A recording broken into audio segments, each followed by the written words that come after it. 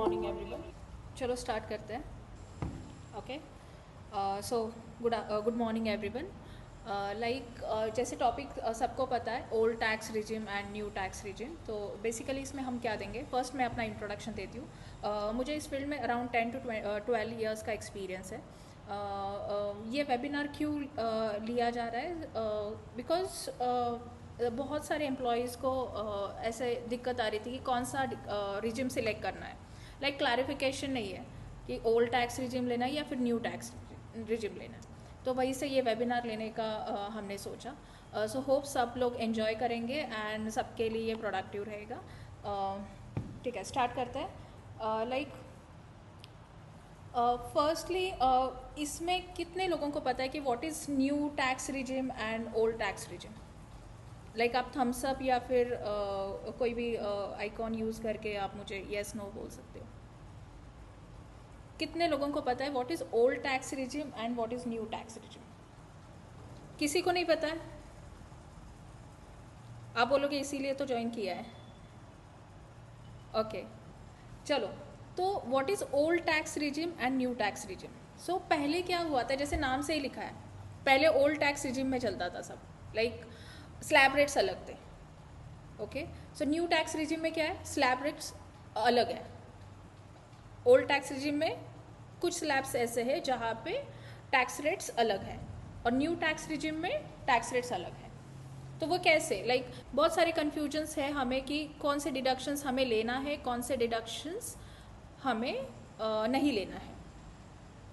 ठीक है, तो ये कन्फ्यूजन ये भी कैरी करता है कि फिर हमें टैक्स कितना लगेगा। अगर मैं ओल्ड टैक्स रिजिम सिलेक्ट करती हूँ तो कितना टैक्स लगेगा, and new tax regime select करती हूँ तो कितना टैक्स लगेगा। ये कन्फ्यूजन हमेशा होता है ना। और वो कब होता है? Start of the year. क्यों start of the year? Because starting में हमें डिक्लेरेशंस देने पड़ते हैं। कंपनीज हमें डिमांड करती है कि डिक्लेरेशंस दे दो, आईटी डिक्लेरेशंस। और हमें अब तक याद है कि हमने कौन कौन से डिक्लेरेशंस दिए हैं जो ओल्ड टैक्स रिजिम में है। जैसे एटीसी का डिडक्शंस दिया है, एलआईसी का डिडक्शंस दिया है। ओके, और क्या डिडक्शंस दिया है? जैसे इंश्योरेंस का दिया है, होम लोन का डिडक्शंस दिया है, और वो क्लेम करके हमने टैक्स बचाया है। अब तक हमने ये करते आए कि हमने ये डिडक्शंस दिए हैं और टैक्स बचाया है ना। But suddenly new tax regime आ गया, जो कि लास्ट ईयर तक डिफॉल्ट स्कीम नहीं था, है ना। न्यू टैक्स रिजिम कब से आया? 2020 से। निर्मला सीतारामन ने ये new tax regime concept introduce किया 2020 से। 1 फरवरी 2020 में ये इंट्रोड्यूस किया गया। ठीक है, तब से फिर शुरू हो गया कि न्यू टैक्स रिजिम क्यों लाया गया। Any idea? किसी को पता है क्या न्यू टैक्स रिजिम क्यों लाया गया होगा? ओल्ड तो चल ही रहा था ना, डिडक्शंस भी अवेलेबल थे, सब कुछ था। फिर भी न्यू टैक्स रिजिम इंट्रोड्यूस की कि क्यों सिलेक्ट किया गया होगा, न्यू टैक्स रिजिम क्यों आया गया? Anyone from online? चलो, सो क्यों लाया गया? बिकॉज सिंप्लीफाई करने के लिए। ओके, टैक्स स्ट्रक्चर सिंप्लीफाई करने के लिए। ओल्ड टैक्स रिजिम में भी सिंप्लीफिकेशंस थे, नो डाउट, बट ऐसा कई बार होता था कि किसी के पास डिडक्शंस अवेलेबल नहीं है, फिर भी इन्हें ज़्यादा इस पे टैक्स लग रहा था, है ना।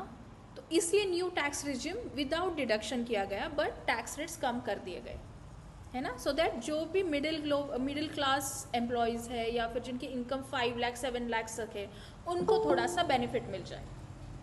ठीक है, हमें ये पता है कि ओल्ड टैक्स रिजिम में किधर कौन से अमाउंट तक टैक्स नहीं लगता है। ओल्ड टैक्स में भी एक स्लैब दिया गया है, न्यू टैक्स में भी स्लैब दिया। चलो देखते हैं। ठीक है, अब कौन सा चूज करना है ये देखते हैं। ठीक है, दोनों में डिफरेंस क्या है? स्लैब रेट में फर्स्ट डिफरेंस है, बेसिकली स्लैब रेट में ही डिफरेंस है। ओके, सेकेंड डिडक्शंस वाला डिफरेंस है। ठीक है, स्लैब रेट्स में क्या डिफरेंस है वो देखते हैं। हाँ, दिख रहा है सबको? ठीक है, पहले ओल्ड टैक्स रिजिम में पहले स्लैब क्या था? Up to 2.5 lakh no tax.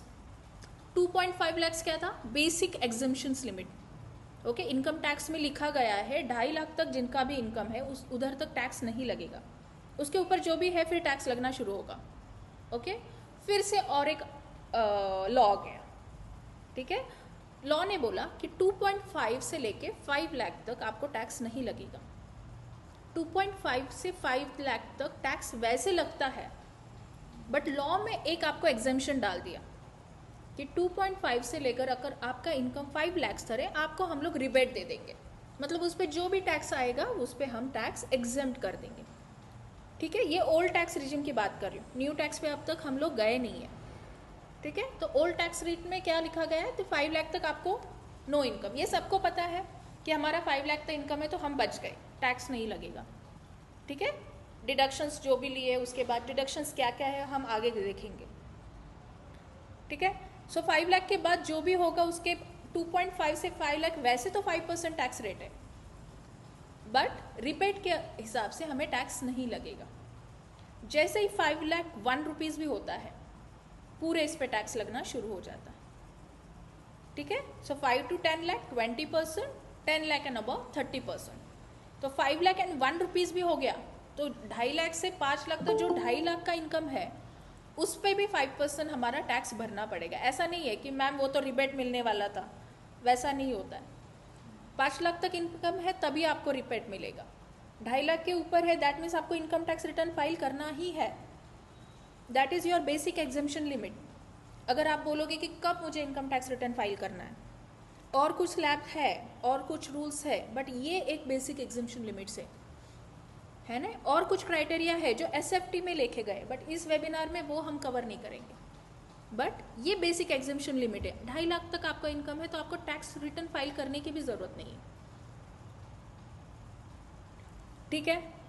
2.5 से 5 लाख आपको रिबेट मिल सकता है, 5 के ऊपर 10 लाख तक, अगर 5 के ऊपर जो भी टैक्स इनकम है अप टू 10 लाख आपको 20% टैक्स लगेगा, एंड मोर देन 10 लाख आपको 30% टैक्स लगेगा। चलो अब देखते हैं न्यू टैक्स रिजिम में क्या सीन है, ओके। क्या सीन है, पहले 2.5 का लिमिट था, ओके। अभी इस साल से क्या हुआ है, up to 3 lakh no tax, ठीक है। 3 to 6 लाख 0% फिर से आ गया, बट बेसिक एग्जेम्पशन लिमिट क्या है न्यू टैक्स रिजिम में, 3 लाख। ओल्ड में क्या था 2.5, बट न्यू में है 3 लाख। अगर आप न्यू टैक्स रिजिम सिलेक्ट करते 3 लाख तक आपको कोई टैक्स नहीं लगेगा। स्लैब कब से शुरू होना शुरू होता है, 3 के अबव, जैसे ओल्ड में था वैसे न्यू में भी लिखा गया। 3 to 6 लाख आपका इनकम है 5% टैक्स लगेगा,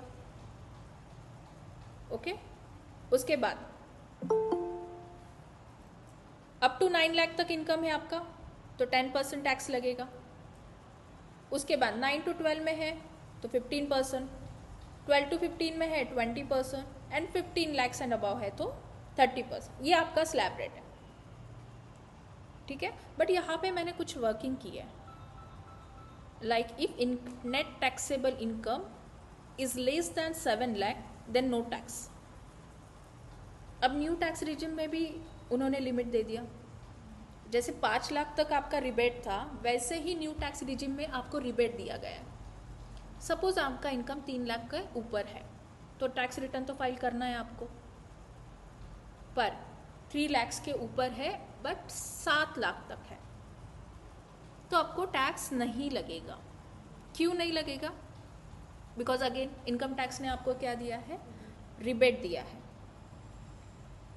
इसके अंडर क्या है कि रिबेट मीन्स व्हाट, आपको कंसेशन दिया है कि टैक्स तो कैलकुलेट होगा बट वो टैक्स आपका एग्जेम्प्ट होगा, उस पर टैक्स भरने की जरूरत नहीं है। अब कभी ITR अपना खोल के देखना, आपका इनकम अगर 3 लाख क्रॉस हो रहा है ना तो ITR फॉर्म में लिख के आएगा कि टैक्स कैलकुलेट हो रहा है and then rebate under section this, ठीक है। तो 7 लाख तक नो इनकम, 7 लाख तक no tax in new tax regime. और ओल्ड टैक्स रिजिम में क्या है, 5 लाख तक आपका नहीं लगेगा, ठीक है। उसके बाद जो भी है, जो जैसे यहाँ पे दिया है उस हिसाब से आपसे टैक्स रेट लगेगा। किसी को अगर स्क्रीनशॉट लेना है इसका तो स्क्रीनशॉट ले सकते हैं, ठीक है। देन उसके बाद अब ये क्वेश्चन आता है कि मैम फिर ओल्ड टैक्स ले या फिर न्यू टैक्स ले, कौन सा टैक्स लॉ लेना चाहिए। सी अप टू लास्ट ईयर तक ऐसा था कि न्यू टैक्स रेट ऑप्शनल था and old was by default. By default मतलब जब सिलेक्शन करते हैं तो बाय डिफ़ॉल्ट वो आ जाता, हमें पूछते थे कि न्यू टैक्स लेना है आपको या फिर ओल्ड टैक्स लेना है ना। बट अभी इस साल से क्या किया है, new tax is default and old option में चला गया। मतलब क्या, धीरे धीरे लॉ क्या कर रही है, धीरे धीरे क्या चल रहा है कि हमें न्यू टैक्स में कन्वर्ट होने के लिए प्रमोट कर रहा है ना। कैसे हम लोग न्यू टैक्स में कन्वर्ट हो जाए। वैसे बेनिफिटरी है जिनकी इनकम 15 लाख से ऊपर है, वैसे देखा जाए तो 15 लाख तक ज़्यादा टैक्स आप ओल्ड टैक्स में पे करोगे as compare to new tax. वो कैसे, मैं आपको कैलकुलेटर से आपको शो करूँगी, ठीक है। अब देखते हैं कि इसको सिलेक्ट कैसे करें कि मैम ओल्ड टैक्स लेना है या फिर न्यू टैक्स लेना है, ठीक है। चलो, अब इसके लिए हमें क्या देखना पड़ेगा, डिडक्शंस। बहुत कंफ्यूजन है यहाँ पे, अरे ओल्ड में तो डिडक्शंस थे, न्यू में तो डिडक्शंस है। बेसिक डिफरेंस वही है, डिडक्शंस का ही है, एक तो स्लैब रेट का है और डिडक्शंस का है। इसी में ये दो टैक्स लॉ चल रहा है, ठीक है। सेक्शंस कौन सा है न्यू टैक्स लैब्स का, किसी को याद है, किसी को पता है, किसी ने सुना है? 115 BAC। आपको हमेशा आईटी डिक्लेरेशंस जब आप करोगे तब आपको पूछा जाएगा वेदर इट इज आपको 115 BAC ऑप्ट इन करना है या फिर ऑप्ट आउट करना है। दैट मीन्स वॉट, कि आपको ये लेना है या फिर नहीं लेना है। बट अभी सिलेक्शन के लिए क्या है, ओल्ड टैक्स रिजिम को आपको लेना है या फिर नहीं लेना है, ऐसे पूछ रहा, बिकॉज डिफॉल्ट रिजिम कौन सा है अभी, new tax rate, okay, new tax regime. अभी देखते हैं डिडक्शंस।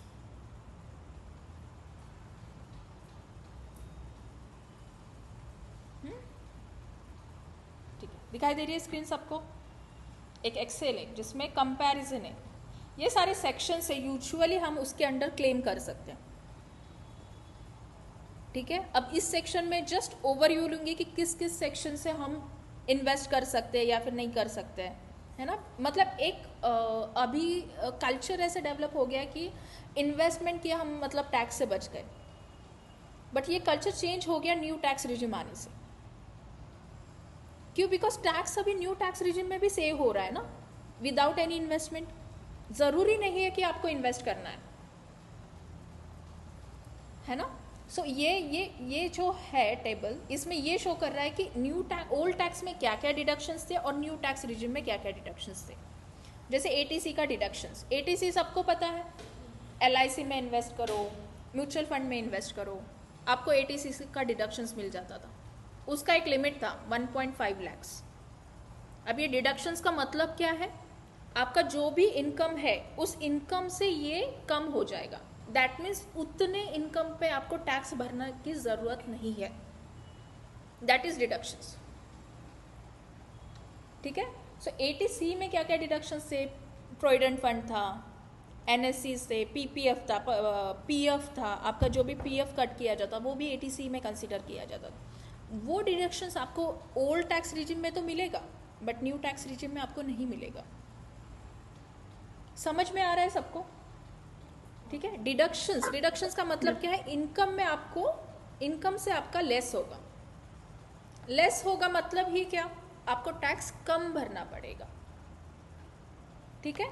सो ये सारे डिडक्शंस है। अगर आप देखोगे तो यहाँ पे 80 ट्रिपल सी वगैरह वगैरह सारे डिडक्शंस ओल्ड टैक्स रिजिम में अवेलेबल है बट न्यू में नहीं है। ओल्ड टैक्स रिजिम में तो अवेलेबल है बट न्यू में नहीं है। न्यू में बस सिलेक्टेड है, जैसे कि ये वाला 80CC-D2 employers contribution to NPS, ये वाला डिडक्शन है जो दोनों जगह पे हम लोग क्लेम कर सकते हैं, वेदर इट इज ओल्ड और न्यू, ठीक है।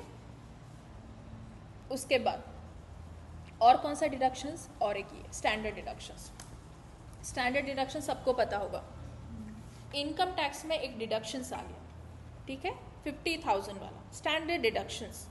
आप इन्वेस्ट करो या ना करो आपको डिडक्शन मिलेगा।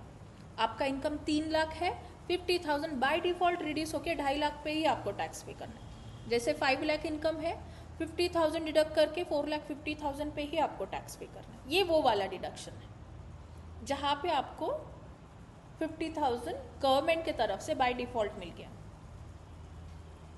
ठीक है। इसमें ऐसा कहीं पे भी नहीं लिखा है कि आपको इसमें इन्वेस्ट करना है, म्यूचुअल फंड टैक्स सेवर वाले म्यूचुअल फंड में इन्वेस्ट करना है, या फिर एजुकेशन लोन होगा उसमें अगर आपने इंटरेस्ट पे किया होगा तो आपको बेनिफिट, ऐसा कुछ नहीं, स्टैंडर्ड डिडक्शन से। अब ये क्यों लाया गया?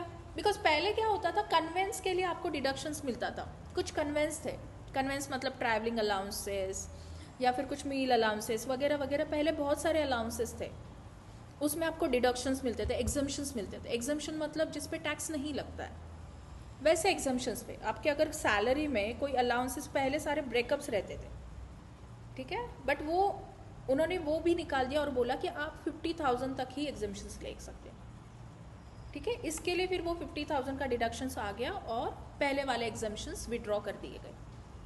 वो एग्जम्पशंस है, डिडक्शंस और एग्जम्पशंस में फ़र्क है। डिडक्शन जो आपको इन्वेस्ट करके बाद में इनकम से रिड्यूस होता है, आपके इनकम को इन्वेस्ट करके आपको बाद में उसका डिडक्शन मिलता है।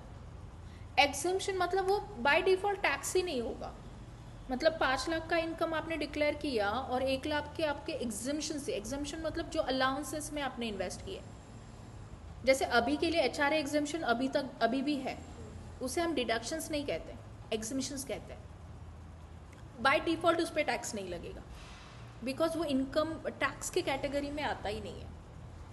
ऐसे कुछ और एडिशनल एग्जम्पशंस थे जिसको विड्रॉ करके 50,000 वाला स्टैंडर्ड डिडक्शन लाया गया, जो दोनों टैक्स रिजिम में एप्लीकेबल है। अभी भी अगर न्यू टैक्स रिजिम में 4 लाख का भी इनकम है, 3,50,000 पे ही आपको टैक्स पे करना है, ठीक है।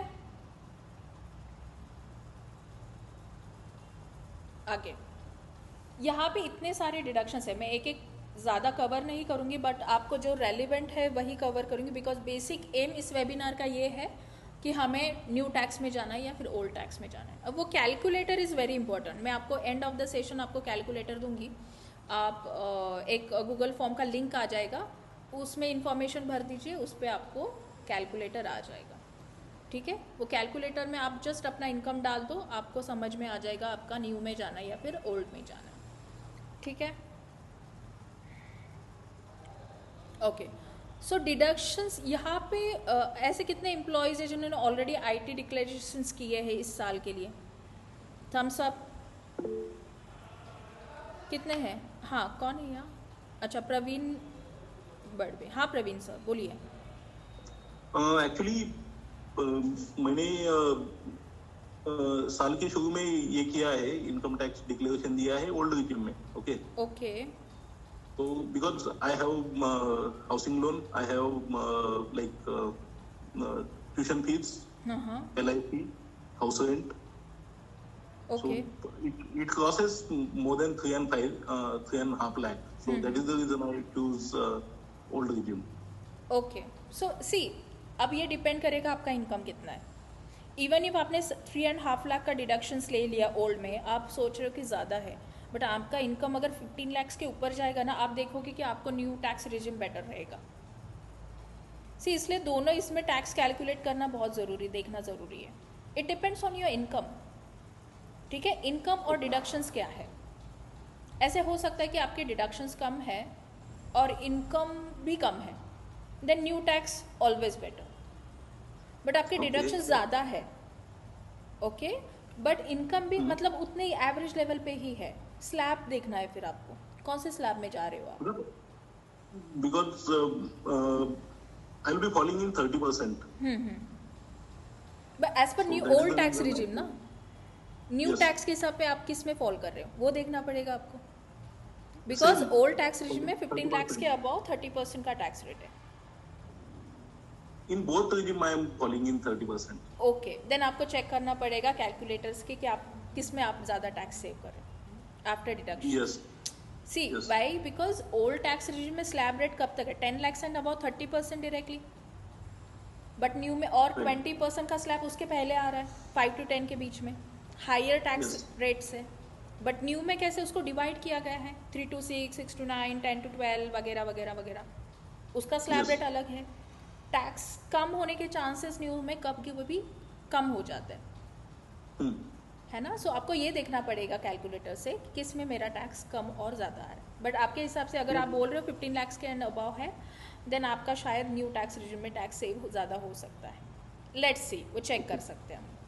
Yes, and the second thing, I can change the tax regime from old one to new at the time of filing, right? हाँ हाँ, फाइलिंग के ये ऑप्शंस आपको फाइलिंग के टाइम आप ले सकते हो। मैंने जैसे कहा सिलेक्शन के लिए आपको हमेशा आएगा। एक तो आईटी डिक्लेरेशंस के टाइम आपको ऑप्शन दिया जाएगा कि आपको न्यू में जाना है या फिर ओल्ड में जाना है। जैसे अभी सब लोग आईटी डिक्लेरेशन सबमिट कर रहे हैं कंपनी में, तो वहाँ पे आपको कंपनी हमेशा पूछेगी।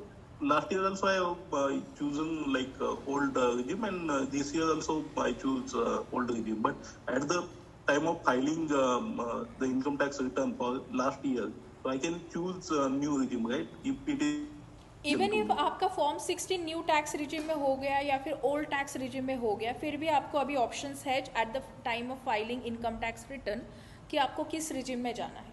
आप अभी भी चेक कर सकते हो कि आपको वेदर ओल्ड में जाना है या फिर न्यू में जाना है। डिपेंड्स, आप अपने कंसल्टेंट से कंसल्ट कीजिए, कितना टैक्स कैलकुलेट कीजिए, एंड देन एक डिसीजन लेके आप फाइल कर सकते हैं। बट ये ऑप्शंस ओनली सैलरीड को अवेलेबल है कि हर साल आप चेंज कर सकते हो। बट अगर आप बिजनेस में हो तो आपने एक बार एक सेक्शंस ले लिया, उसके बाद आप चेंज नहीं कर सकते for the certain period of time. Okay, ठीक है। सो अगर आप बिजनेस कैटेगरी में हो तो आपको ये ऑप्शंस अवेलेबल नहीं है। Only this option is available to salaried कि आप हर साल चेंज कर सकते हो, न्यू में जाना है या फिर ओल्ड में जाना है। बिकॉज सैलरीड क्लास कैसे होता है कि इनकम फिक्स होता है, कोई एक्सपेंसेस का अलाउंसेस नहीं होता है, इसलिए इनको ऑप्शंस ये दिया गया है। ठीक है, चलो आगे बढ़ते हैं। ये वाला डिडक्शंस है, ये भी शीट आपको दे दिया जाएगा। जिसको भी रिक्वायरमेंट है आप मेरे कलीग से कांटेक्ट कीजिए, वो आपको दे देंगे। ठीक है, तो बेसिकली यहाँ पे कौन कौन से डिडक्शंस है, हम मेजॉरिटी टाइम किस किस डिडक्शंस के अंडर क्लेम करते हैं। एक तो एटीसी वाला डिडक्शन सबको पता है कि 1.5 लाख तक हम डिडक्शंस लेते हैं। दूसरा होम लोन वाला कि होम लोन में इंटरेस्ट पे कर दिया तो 2 लाख तक हमें पूरा डिडक्शंस मिलता है। जैसे लॉस इनकम होता है उसका डिडक्शन मिलता है, उससे हमारा टैक्स कम हो जाता है। और एक अच्छा वेल नोन सेक्शन है 80TTA सेविंग, इंटरेस्ट जो सेविंग अकाउंट से मिलता है उसका हमें 10,000 के डिडक्शन मिलता है। ओके, और एक है और HRA अलाउंसेस है। HRA अलाउंसेस में तो बहुत लोग एग्जम्पशंस लेते हैं अपने डैड को, मॉम को लैंडलॉर्ड दिखा के, है ना। मेजॉरिटी टाइम एम्प्लॉयज़ ऐसे ही करते हैं। HRA अलाउंसेस का डिडक्शंस लेना है तो हम एक टेनेंट जो भी हम रेंट पे करते हैं उस पे हमें डिडक्शंस मिल सकता है। HRA का भी एक सेपरेट कैलकुलेशन है, बट जितना भी हमें अलाउंसेस मिलता है एक कैलकुलेशंस है, उसके हिसाब से हम कितना एग्जम्पशन मिल सकता है वो कैलकुलेट करके हमें ओल्ड टैक्स रिजिम में एग्जम्पशन मिलता है। बट न्यू टैक्स रिजिम में वो एग्जम्पशंस अवेलेबल नहीं है। ठीक है, तो अलाउंसेस के मेजॉरिटी अलाउंसेस के एग्जम्पशन न्यू टैक्स रिजिम में नहीं है। बस कन्वेंस और सेक्शन 1014 का अलाउंसेस न्यू में भी है, ओल्ड में भी है। ये दो अलाउंसेस ऐसे हैं जो दोनों इसमें हमें अवेलेबल है। ठीक है, और कौन सा है दोनों इसमें, ATCCD2 वाला NPS नेशनल पेंशन स्कीम। ठीक है, जिसके अंडर हमें up to 10% of salary deductions मिल सकते हैं। ओल्ड में भी है एंड न्यू में भी। ठीक है, बाकी जो भी सेक्शंस यहाँ पे लिखे हैं, जैसे हमने व्हीकल परचेस किया उस पर हमने इंटरेस्ट पे किया, एजुकेशन लोन लिया उस पर हमने इंटरेस्ट पे किया, ये सारे जो डिडक्शंस है वो हमें ओल्ड में मिल सकते हैं, न्यू में नहीं मिल सकते। अभी हम क्या देख रहे हैं, ओनली डिडक्शंस। ओल्ड में क्या मिल सकते हैं, न्यू में क्या, विच इज़ बेटर, नेक्स्ट इस स्लाइड में देखेंगे। ठीक है, इतना क्लियर है सबको। जैसे यहाँ पे इंटरेस्ट ऑन होम लोन, ये एक बड़ा सेक्शन।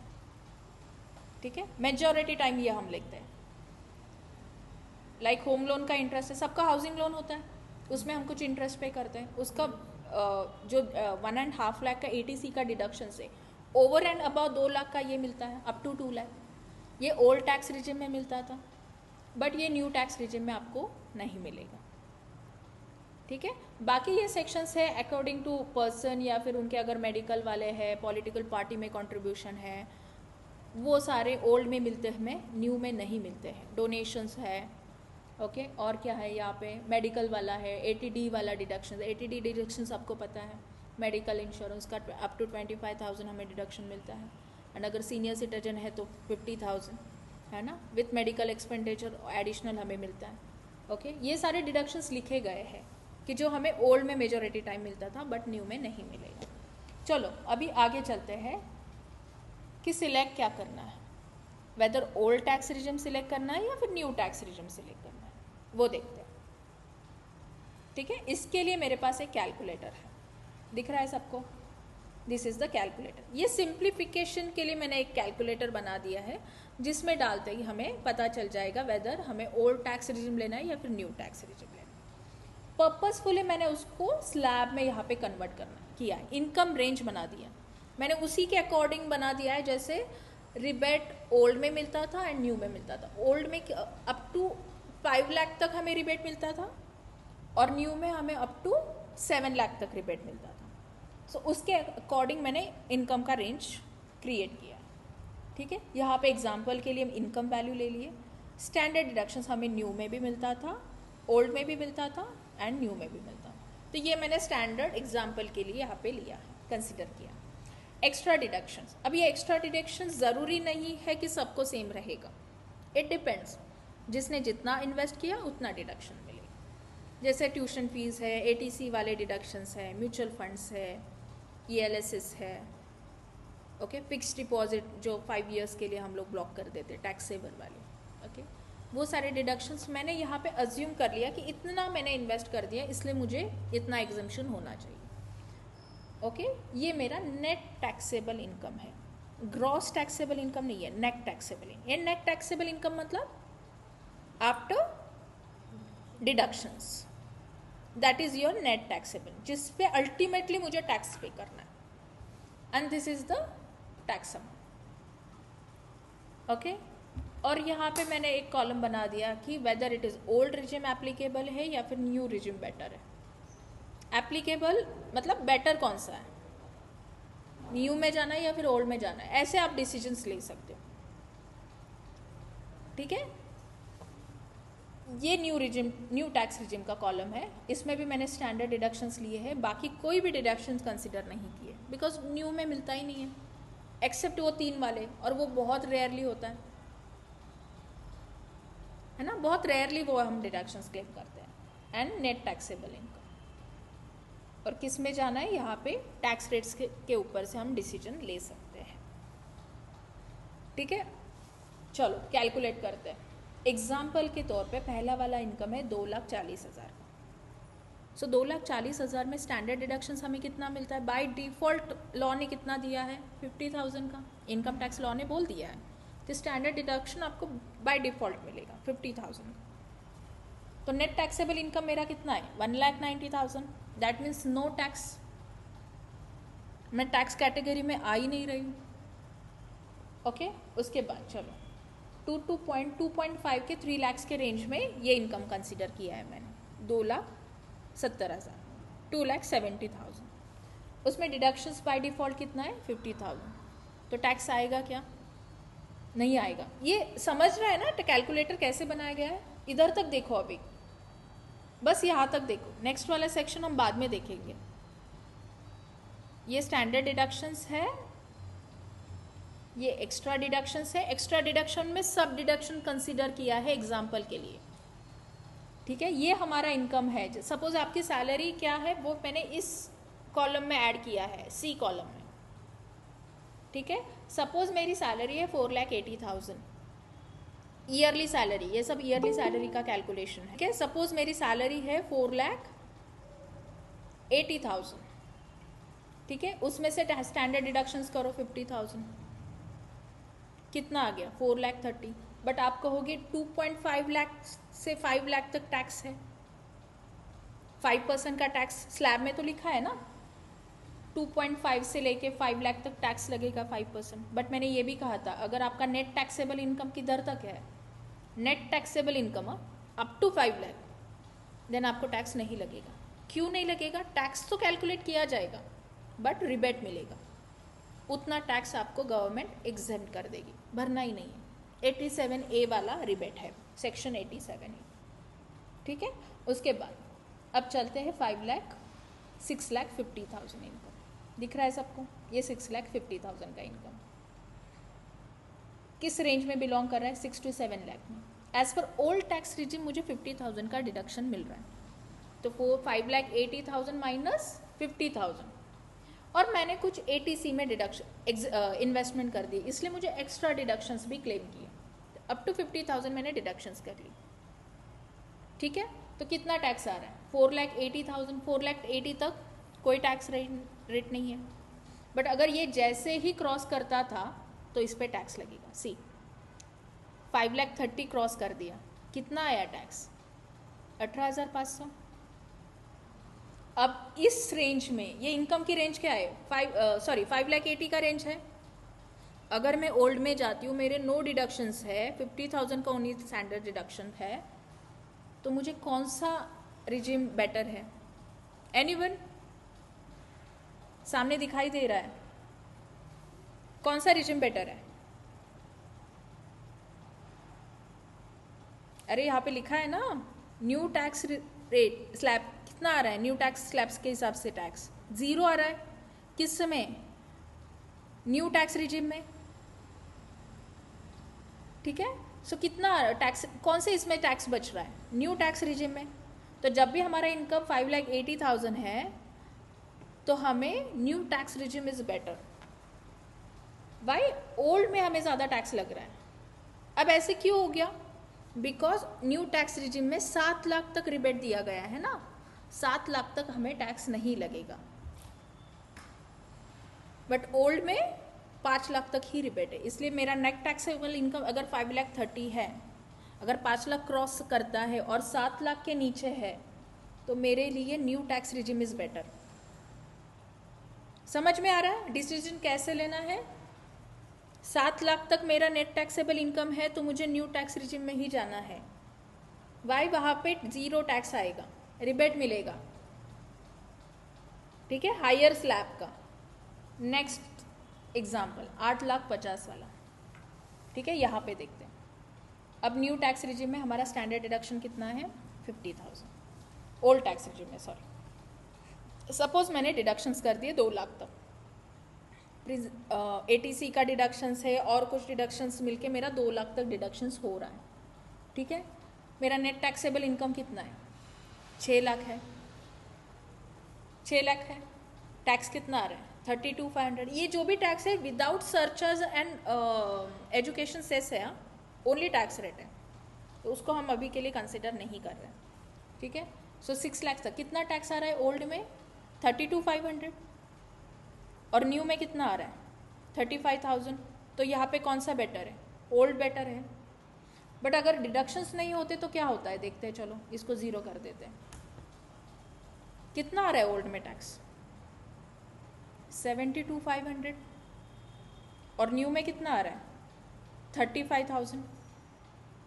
तो अभी कौन सा बेटर है, न्यू टैक्स रिजिम बेटर है। ठीक है, सो डिसीजंस हमें कैसे लेना है, एक तो है हमारा नेट टैक्सेबल इनकम और दूसरा है इन्वेस्टमेंट हमने क्या क्या किया है। जैसे मैंने बोला था, ओल्ड में मगर मैंने अगर 2 लाख तक इन्वेस्ट किया है तो मुझे न्यू ओल्ड में जाना चाहिए, न्यू में नहीं जाना चाहिए। बिकॉज न्यू में कितना आ रहा है टैक्स, 35,000, 2,500 से ज़्यादा आ रहा है। ओके, यही इन्वेस्टमेंट मैंने 1 लाख तक ही कर दिया, फिर भी ओल्ड में टैक्स रेट ज़्यादा है। समझ में आ रहा है क्या? It is only because of slabs, कि कैसे स्लैब्स है और उसमें कैसे रेट्स दिए गए हैं। ठीक है, अभी चलो चलते हैं 14 लाख तक। यहाँ पे 3 लाख तक हमारी इन्वेस्टमेंट, और यहाँ पे ओल्ड के हिसाब से कितना टैक्स आ रहा है, 1,27,500, और वही हमारा न्यू टैक्स रिजिम में कितना आ रहा है, 1,20,000। तो यहाँ पे इतने इन्वेस्टमेंट करते, इतने सारे फंड्स ब्लॉक करके हमें कितना टैक्स भरने आ रहा है, 1,27,500, मतलब फिर भी ज़्यादा आ रहा है ओल्ड में। और न्यू में कितना आ रहा है, 1,20,000। तो कौन सा बेटर है, न्यू टैक्स रिजिम। जैसे अभी सर ने बोला था कि मेरे मैक्सिमम इन्वेस्टमेंट मैंने क्लेम किया है, तो मैंने सर को बोला था, सर न्यू टैक्स रिजिम में आपको टैक्स आप ज़्यादा बचाओगे। सो सेम एग्जाम्पल हियर, मेरा इनकम कितना है, 15,50,000, स्टैंडर्ड डिडक्शन मुझे 50 में मिल गया ओल्ड में, 3.5 लाख का मैंने सपोज ले लिया हाइट, चलो मैं इसको 5 लाख कर देती हूँ एनपीएस वगैरह कंसीडर करके, तब जाके थोड़ा बहुत सेविंग के चांसेस है। बट ज़रूरी नहीं है कि हम इतना हायर इन्वेस्टमेंट करते हैं, ठीक है। मैक्सिमम 3.5 लाख तक हम करते हैं, ठीक है। 3.5 लाख 11,50,000 मेरा नेट टैक्सेबल इनकम आ रहा है। न्यू टैक्स में कितना टैक्स रेट आ रहा है 157,500 और इसमें 1,50,000। ये आपको चेक करना पड़ेगा, ठीक है, बेस्ड ऑन इनकम। जितना ज़्यादा इनकम उतना हायर चांस है कि आपको न्यू टैक्स में ज़्यादा बेनिफिट्स मिले, बिकॉज डिडक्शंस कम रहते हैं। डिडक्शंस अगर आपको ज़्यादा है आपको तभी चेक करना पड़ेगा। जैसे यहाँ पे मैंने चेक किया, डिडक्शन ज़्यादा कर दिया, 4 लाख का डिडक्शंस है मेरा, तो मुझे ओल्ड में जाना बेटर है ना कि न्यू में, ठीक है। सो ये हमें कैलकुलेट करके देखना पड़ेगा। बट मोटा मोटी क्या हमें समझ में आ रहा है, अप टू 5 लाख अगर है तो ओल्ड में जाओ न्यू में जाओ कोई फ़र्क नहीं है, टैक्स उतना ही लगेगा, ठीक है। अगर हम न्यू में जा रहे हैं तो अप टू 7 लाख अगर मेरा इनकम है तो न्यू में जाना है, बिकॉज मेरे पास कोई डिडक्शंस नहीं है। डिडक्शंस है तो कोई प्रॉब्लम नहीं है ना। It based on your income, कितना इनकम है, और मोर देन 7 लाख तो आपको हमेशा डिडक्शंस एंड इनकम के बेसिस पे कैलकुलेट करना है, वेदर ओल्ड में जाना है या फिर न्यू में जाना है, ठीक है। समझ में आ रहा है। So whether old tax regime लेना है कि new tax regime, it depends on the 2 things, one is deduction and your net taxable income. आपको कैलकुलेट करना पड़ेगा, ठीक है। चलो एक बार डिडक्शंस देख लेते हैं, किसमें कितने डिडक्शंस हमें ओल्ड टैक्स रिजिम में मिलते थे एंड न्यू टैक्स रिजिम में कितने मिलते थे। लिमिट्स एक बार देख लेते हैं, ठीक है। एक तो है 1.5 लाख वाला एटीसी का। एटीसी का डिडक्शन सबको पता ही होगा, जिसमें हमें प्रोविडेंट फंड में इन्वेस्ट करने में डिडक्शंस मिलते थे, एलआईसी में इन्वेस्ट करने से डिडक्शंस मिलते थे, म्यूचुअल फंड वो भी टैक्स सेवर वाले जो कि 3 ईयर्स के लिए लॉक इन पीरियड के लिए लॉक होते हैं, उसमें अगर इन्वेस्ट करते तो 1.5 लाख तक डिडक्शंस मिलते थे। तो वो अगर करते तो ओल्ड टैक्स रिजिम में हमें डिडक्शंस मिलेंगे। वही अगर एनपीएस में हम पेंशन फंड्स में अगर इन्वेस्ट करते वो भी 1.5 लाख के लिमिट में ही आएगा, उसको एक्स्ट्रा कोई लिमिट नहीं है। ये 3 डिडक्शन जो है eighty C, eighty double C D, उसके बाद वाले एनपीएस जो है वो एडिशनल डिडक्शंस वाले 1.5 लाख के अबव, ये एडिशनल है। एटीडी मेडिकल हेल्थ इंश्योरेंस 25,000 सबको पता है, वो वाला इंश्योरेंस का डिडक्शंस हमें मिल सकता है। एटी डबल डी में कुछ डिजीज मेंशन किए गए हैं जहाँ पे फ्लैट रेट ऑफ डिडक्शंस मिलेगी, 75,000 एंड 1,25,000, डिपेंड्स ऑन डिजीज, कौन सा डिजीज कौन से कैटेगरी में है ना, आपकी कौन सी बीमारी है उसके ऊपर ये डिडक्शंस लॉ ने डिक्लेयर किए हैं। उसके बाद मेडिकल एक्सपेंसेस, ये भी बेस्ड ऑन डिजीज, ठीक है। ATE interest on education loan, ये भी एक डिडक्शंस दिया गया है जहाँ पे आपको इंटरेस्ट एजुकेशन लोन पे अगर आप इंटरेस्ट पे करते हो उसका आपको डिडक्शंस मिलेगा, ठीक है। एटीई है, ये बहुत पुराने सेक्शंस है जहाँ पे आपको हाउसिंग लोन का जो 2 लाख का लिमिट है उससे भी ज़्यादा का डिडक्शन मिल सकता है अगर आप इस सेक्शन के कैटेगरी में फॉल करते हो। अब उसमें क्राइटेरिया दिया गया है कि आपने घर ऐसे लेना चाहिए, इतने समय तक लेना चाहिए वगैरह वगैरह। अब के लिए वो वैलिड नहीं है, पहले होता था, बट कोई लोग अभी भी क्लेम करें बिकॉज वो उस कैटेगरी में तभी एलिजिबल थे, ठीक है। उसके बाद एटीजी डोनेशन वाला, eighty double G house rent paid वाला। हाउस रेंट का डिडक्शंस तो अगर हम एचआरए का एग्जेम्पशंस नहीं ले रहे हैं तो हमें हाउस रेंट का डिडक्शन मिलता है, ठीक है, एटीजी के under, that is up to 60,000। कोई भी अगर एचआरए क्लेम नहीं कर रहा है तो एटी डबल जी ए, हाँ, बट यहाँ पे और एक है कि एटीजी और एचआरए दोनों साथ में नहीं ले सकते, ठीक है, ये भी लॉ में लिखा गया है, ये गलती बहुत बार एम्प्लॉयज़ करते हैं।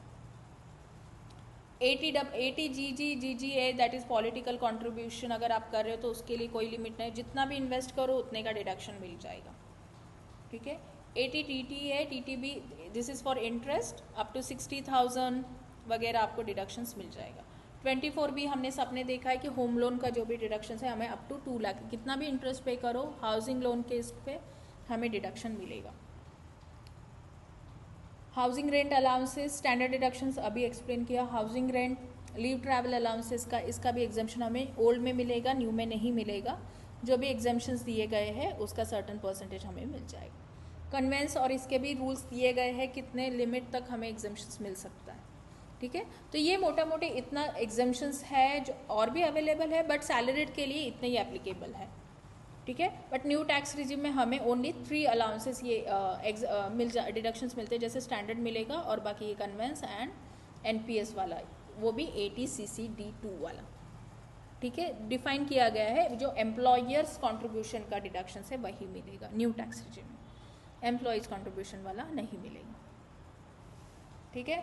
सो ओल्ड टैक्स रिजिम लेना है या फिर न्यू टैक्स रिजिम लेना है, it depends on the income and the deductions, ठीक है। और किसी को कुछ डाउट है? हम लास्ट 5-10 मिनट्स में डाउट्स क्लियर करेंगे।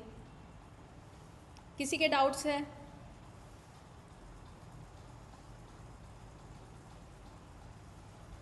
किसी के डाउट्स है क्या?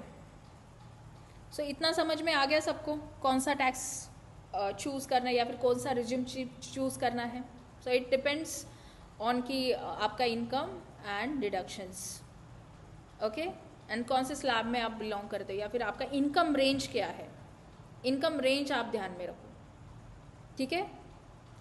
किस किस को, अगर किसी को भी आपको ये कैलकुलेटर चाहिए या फिर ये एग्जाम्पशन वाला शीट चाहिए, ये नंबर है, इस पे कॉल कीजिए, है इस पे कॉल कीजिए 9604582669 और 8788816922, इस पे व्हाट्सअप कीजिए, आपको वहाँ पे आपको ये वाला दोनों कैलकुलेटर मिल जाएगा, ठीक है, old and new tax regime का। बेस्ड ऑन दैट आप डिसीजन ले सकते हो, ठीक है। एनी डाउट किसी को? No ma'am. ओके, होप सबको ये सेशन सही लगा होगा या फिर वैल्यू ऐड किया गया होगा। आप होप अभी उस स्टेज पे है कि आप डिसीजन ले पाए कि वेदर मुझे ओल्ड में जाना है या फिर न्यू में जाना है। अगर फिर भी किसी को दिक्कत आ रही है या फिर भी समझ में नहीं आ रहा है तो आप मुझे कॉल कर सकते हो या फिर हमें कंसल्ट कर सकते हो, ठीक है। Okay, thank you everyone, thank you Praveen ji, thank you so much.